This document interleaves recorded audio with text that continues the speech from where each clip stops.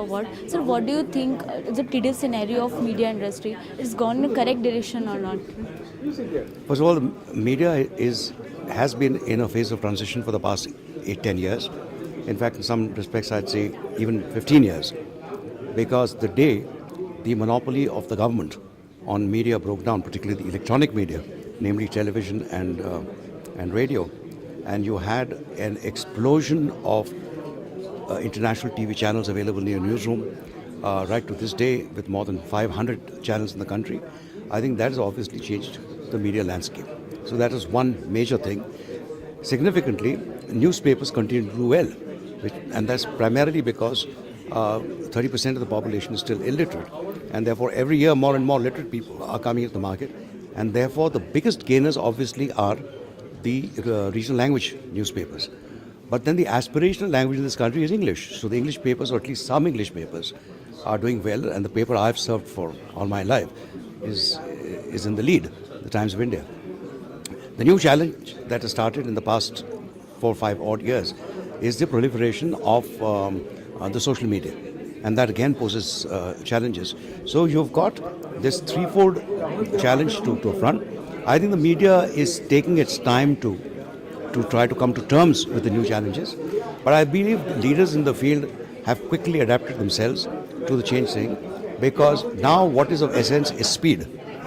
And also the platforms have changed completely. On your mobile, it's something that you can get instantly and so on.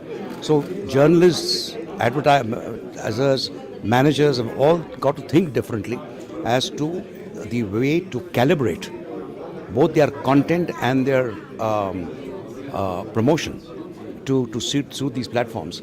And overall, I am optimistic, because this can be a way of democratizing, I think, the spread of information.